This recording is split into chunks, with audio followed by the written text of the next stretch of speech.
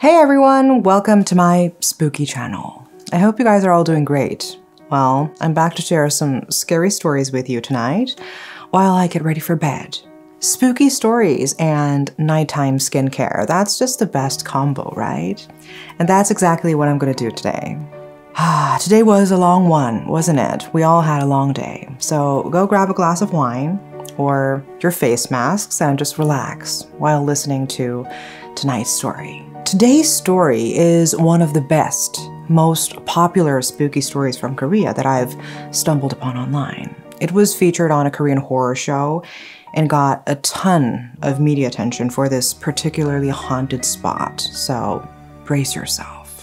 I'm really into horror stories because they make me wonder, what do we actually know about the world? Maybe we don't really know anything. So let me ask you, do you believe in ghost stories? I find myself thinking about this sometimes, especially late at night, when all those spooky tales feel more real. But then you have scientists and skeptics who say it's all an illusion, just our brains not working right. Think about physicists, those curious people who dive into the mysteries of nature. They often try to explain paranormal stuff using science to debunk it. But in today's story, our main character is a physicist. It's about this woman named Chihi, a physicist with an incredible story. She went on TV and shared this terrifying experience she had, something she can't even explain to this day. So this story takes us back to a chilling evening on February 15th, 2011. Chi was driving home after a long day at work. The road home was a winding path through the mountains, shrouded in dense fog that night, making visibility nearly zero. It's already kind of ominous, right? Chi was cautiously driving, relying on her GPS for guidance. But suddenly, she felt something off about the road. It wasn't just a feeling. The texture of the road has changed. It was definitely an asphalt road before, but suddenly it felt like it had turned into a rough, unpaved trail. She wondered if she had missed a direction from the GPS, but it kept insisting she was on the right path. So, with no other roads in sight, she decided to continue following the GPS. Just as she was wondering how much further she had to go, the navigation system began repeatedly instructing her to make a left turn.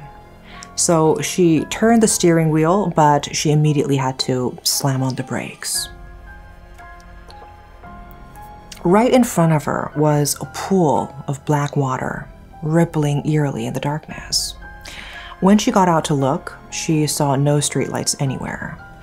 And at the end of this abruptly cut off road lay a vast, dark reservoir, so dark that its depth and size were indiscernible. Her first instinct was to leave quickly. So there she was, reversing in the pitch dark while the GPS kept insisting, go straight, as if there was no other way. She ignored it and continued reversing. Then the GPS started recalculating the route, repeating recalculating over and over. It was so terrifying that she just turned off the GPS and drove away as carefully as she could. After what felt like ages, she finally saw a familiar road. I mean, she almost died. She was so relieved that she got out of that place.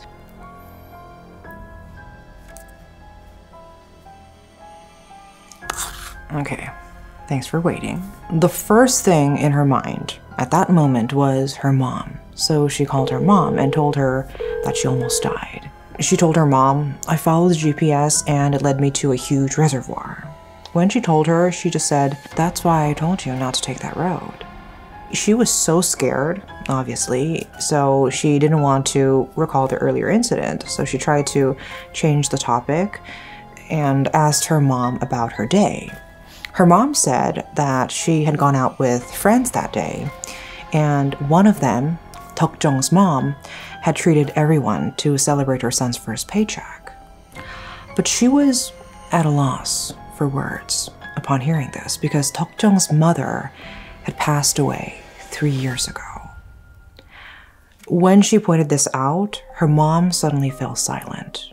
All she could hear in the car was her own breathing, and the call hadn't ended.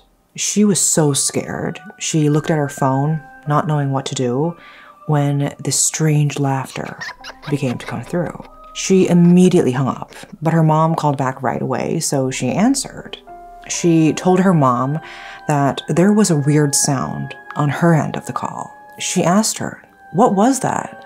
Like, what's going on? But she never got an answer.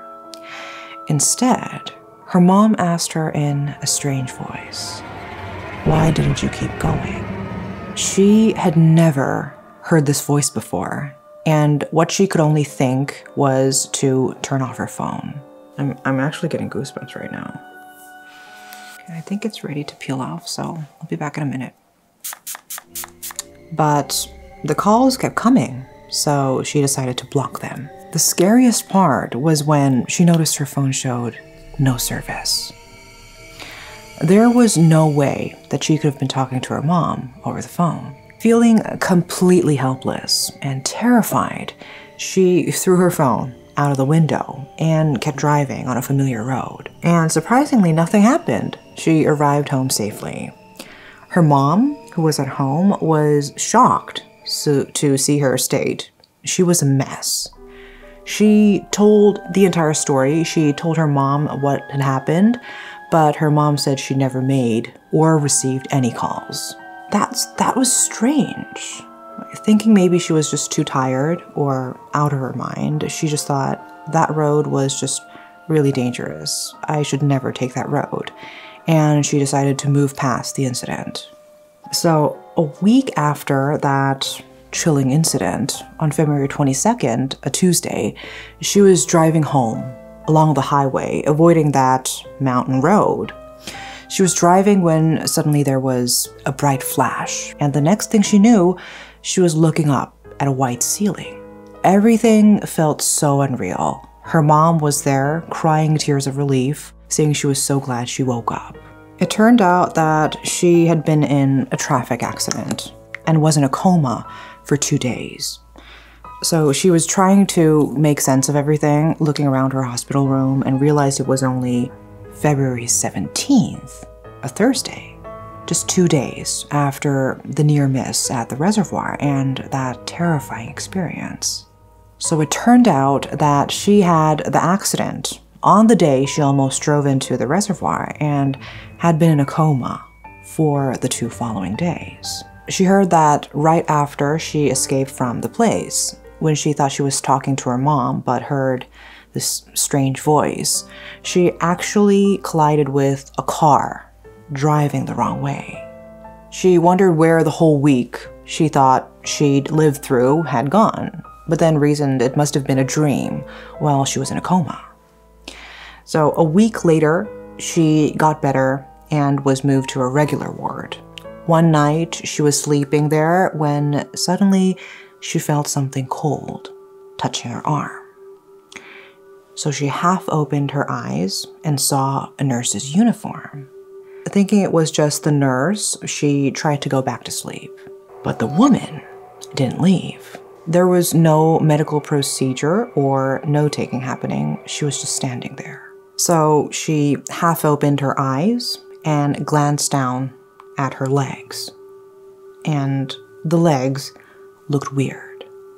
They looked wet, and the flesh seemed to be rotting. She was so shocked that she made a noise, and then she saw this woman, pale with blood-red eyes, whispering to her, "Do you want to know why I died?" And she realized it was the same voice she heard on the phone the day she almost drove into the reservoir.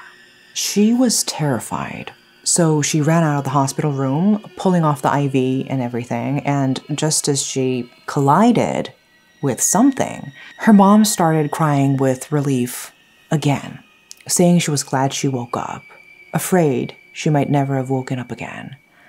the same scene. So again, she had been in a traffic accident and was in a coma for 2 days. But when she looked around, she realized it was still February 17th, a Thursday.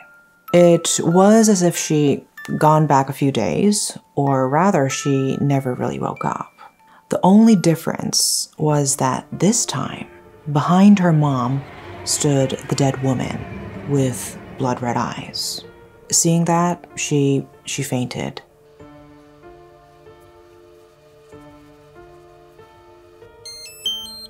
And after that, she recovered quickly and was able to leave the hospital in just a few days. But the whole experience left her feeling uneasy and just scared. So she did something she never would usually do. She went to see a shaman with her mom. And as soon as the shaman saw them, she said, "The two of you brought something with you." And after hearing her story, the shaman noticed a strand of hair from the reservoir woman attached to her own. After a cleansing ritual at the reservoir, she slowly started to feel better, both mentally and physically. So people in the village said that there was a young woman who took her own life in that reservoir, known as 살목지. 살목지 is a reservoir located in Yesan County, South Chungcheong Province. Fishermen have often seen the figure of a woman emerging from the deep waters. She never believed in these kinds of supernatural things, but now she wonders why this happened to her. She's left questioning which parts of her experience were real and which were just a dream. It's really interesting, like how many stories are out there about the 살목지 Reservoir. It's like a magnet for ghost hunters, and there are tons of stories online about bad stuff happening to people who went there just for fun or for content. Honestly, I think it's best to just stay away from places like that. Better safe than sorry, right? So today's story was about the experience of Chi-hee, the physicist, who used to be very skeptical about ghosts or anything supernatural. What do you think about her story? Was it a blend of reality and unconsciousness created by the brain in a coma? Or was it a terrifying supernatural phenomenon caused by this restless spirit of the reservoir? Even if there is a right answer, it's hard for us to find it. Hope you liked today's story and stay tuned for more. Good night.